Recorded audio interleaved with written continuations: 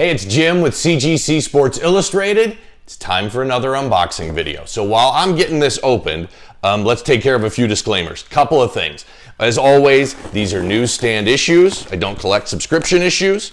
Also, you know the rules. I haven't looked at these issues online in advance. You can log on to your CGC account while the issues are in transit being shipped back to you and see what your grades are. I haven't done that. We're looking at this for the first time live.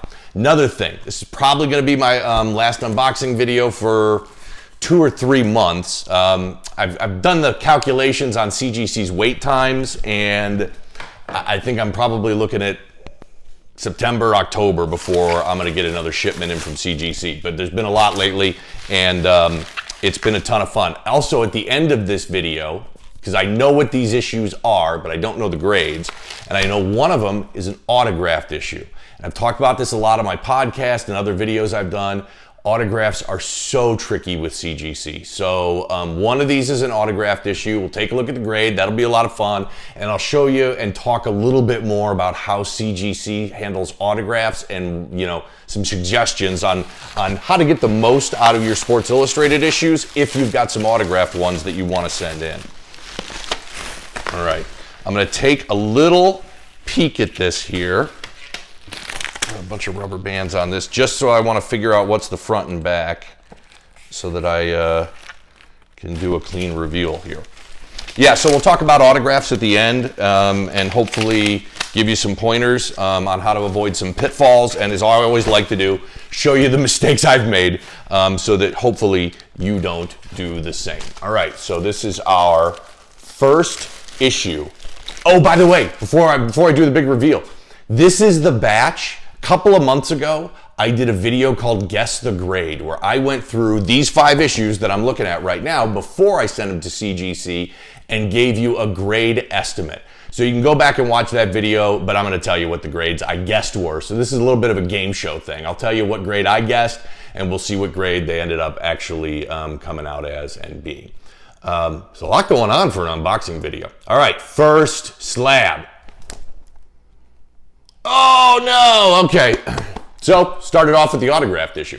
I'll save the autograph talk for the end, but this is Bobby Hull. So this is June 19th, 1972. This is Bobby Hull's last Sports Illustrated appearance. As you can see here, 7.5 grade. Normally you'd sit here and say, well, that's not very good. But as CGC does, they downgrade you for the autograph. Now on Guess the Grade, I predicted this would come out at an 8.5. So they really destroyed me for that autograph. It's a nice clean autograph. And here's the reason why, I think, because not only do they downgrade me for the autograph, but that's a Beckett authentication sticker in the bottom. So I believe what happened is I got double downgraded. Once for the autograph, once for the Beckett sticker. But I did get the universal blue label. I'll talk more about that at the end when we kind of recap autographs and that sort of stuff. So 7.5, Bobby Hull, last Sports Illustrated cover from 1972, autographed. Not great. Was really hoping for an 8.5 on that one. All right, next up.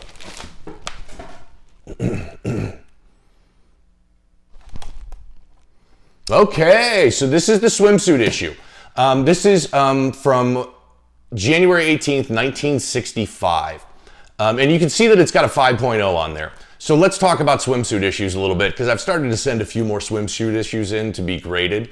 The first swimsuit issue came out the very first year that Sports Illustrated started producing in 1954. In fact, the third cover they ever created was a swimsuit issue. They did swimsuit issues in 54, 55, and 56. And then they didn't start back up again until 1964. Now this one's from 1965. So kind of keep in mind that there's kind of 2 subsets of swimsuit issues. You've kind of got the first 3 in 54, 55, and 56, and then you've got them when they start up again in 1964, and then they've been doing swimsuit issues ever since then. My guess the grade on this was 6.0, so as most of us do, I thought my issues were in a little bit better condition than what CGC thinks. I think most of us tend to be overly optimistic with most of our issues. But, you know, I like it because it's vintage. By the way, these are all vintage issues. The 5.0, I get it. I guessed a 6.0. I'll take the 5.0. I just think swimsuit issues are kind of interesting, especially the vintage ones. And they're really hard to find in newsstands. So, not too bad. Sue Peterson in a swimsuit issue. Okay, so it's a small batch here. We're only looking at 5 slabs today. We're already down, already gotten through 2. Okay, next up. All right, again, I'm overestimating. Okay, so this is O.J. Simpson's first cover. It's from November 20th, 1967. You can see him there in his 32 from USC. Not quite sure who that is on the top. Gary Baban. Never heard of him. He's the guy in UCLA, the quarterback at the top. But we all want this because it's O.J. Simpson's very first cover. Got it graded at a 7.0. I guess the grade on this was 7.5, so I'm getting better. I was off a full point on the last 2 issues. I was only off half a point on this one. Interestingly enough, while this is only a 7.0, this is a pop 1 of 1, none higher. So this is the highest graded copy of O.J. Simpson's first cover that's available out there. So pretty amazing. I like this. This is nice. I'm really happy, even though it's a little bit lower than what I was expecting. I'm really happy with that 7.0 on O.J. Simpson's first cover. Okay, next one up. And because I know what these are in advance, I think this is good. We saved, I think, in my opinion, the 2 best for last year. And we'll see which one this is. All right. Okay, a lot of fun. You guys probably recognize this issue if you're into collecting Sports Illustrated. This is Hank Aaron's famous 715 covers. Came out on April 15th, 1974, when he broke Babe Ruth's record for the all-time home run leader. Came across this issue recently. And was shocked when I found it because it was in spectacular condition. Now, there are a ton of these out there that have been graded. There's a 9.8, which, by the way, if you've got the 9.8, congratulations, because nobody will ever get another 9.8 in this. There's a couple 9.2s. There's several 9.0s. I was really pushing for a 9.2 or a 9.0 on this. My guess the grade was 9.2. So as you can see, my trend continues where I'm overestimating my grades on these vintage issues between half a point to a full point. I mean, this is such a great cover. I'm happy with the 8.5. Of course, I would have loved it to come in at my guess at 9.2, but this issue was so clean. It's such an iconic cover. I do have, spine stress down and color break down the entire spine, and that usually is a full point right there. And then my other part is this bottom corner has a little bit of an issue. But other than that, this thing was perfect. No water stains, no dirt. I mean, it was just a pristine issue. And those 2 things you can't change. Once color breaks on any of these issues, it's broken forever. But Hank Aaron, 715 and an 8.5. Thrilled with that one. It's the first time I've ever owned this copy. So that one's a lot of fun. All right, here we are. Last one, and this is by the way, this is the first time I've owned any of these issues. So these are all brand new, first time ownership for me on all 5 of these issues. This one's going to be fun, even though it's not going to be a great grade. But let's hope it's maybe at least what I guessed on Guess the Grade. So here we go. Oh, jackpot! I finally beat one. Okay, this is great. So this is Mickey Mantle's second Sports Illustrated cover. This is from October 1st, 1956. Talked about this a lot before. Obviously we want all the superstars' first covers, but when you can't get the first cover or, the next in the line of collectability is most of the time the second cover. This is a good second cover. Now, his first cover is spectacular. I mean, it's a full facial shot. Mickey Mantle's the only one on the cover. It's his first cover. It's great. This is a good second cover. He's the only athlete on the cover. Talks about the World Series, which, by the way, the Yankees won it in 56. It was kind of cool. Subway Series with the Brooklyn Dodgers, and they won it in 7 games. So I think all of that, and it mentions that, the World Series right here. I think all of that plays into the collectability of this issue. Now, there's a lot of these that have been graded, and this one nowhere near going to challenge the top ones. There's a couple of 8.0s, I think there's 2 or 3 7.5s, and there's several 7.0s. My guess the grade on this was a 5.5. So the fact that this issue came in higher, I mean, I'm just thrilled with it. And you can see this thing's got a lot of problems. We got a ton of spine ticks that break color there. I've got spine ticks that break color there. I've got some color rub on the top. I mean, a lot of problems in this issue. So to get a 6.0 is fantastic. I'm thrilled with this one. I don't think I've ever owned a vintage Mickey Mantle issue. I've never owned his first cover. I've never owned any. The only one I've ever owned of Mickey Mantle is his memorial edition when he passed away. Sports Illustrated did a tribute issue in 1995, I think. And I own several copies of that, both graded and ungraded.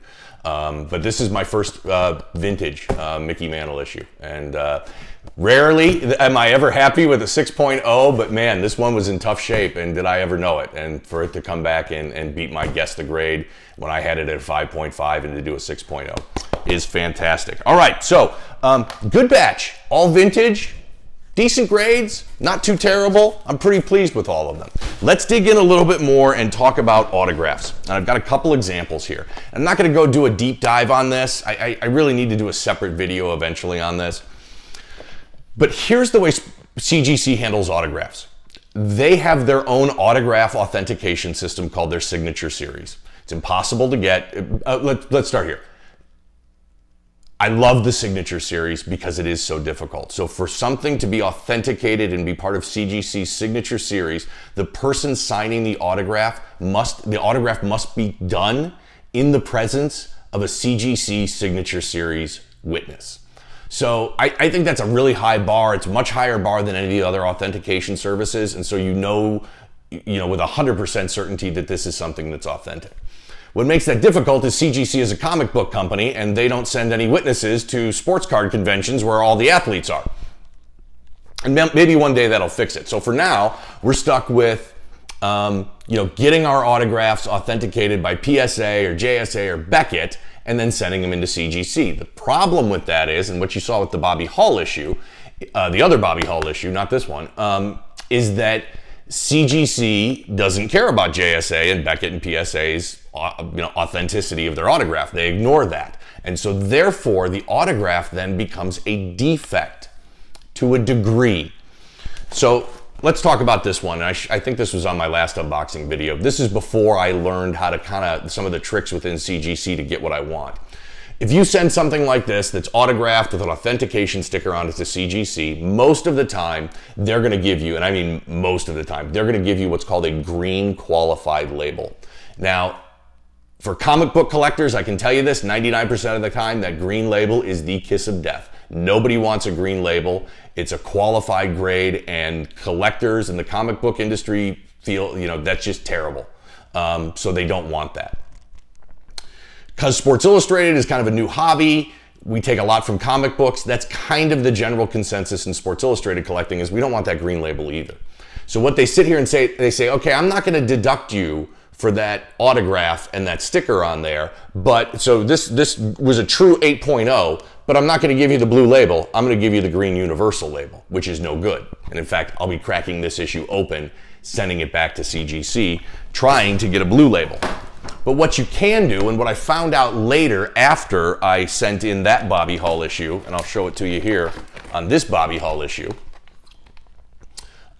you can request a blue label. Now, doesn't mean you're going to get a blue label, but I talked to CGC a lot about this, and what they want you to do is to put a Post-it note on top of the bag of the raw issue you're sending in that says something to the effect of, please downgrade for a blue universal label. So that's what they did here. They essentially took probably a point and a half off for the sticker and for the autograph. They viewed it as a defect, but I got my blue label, which is what I want.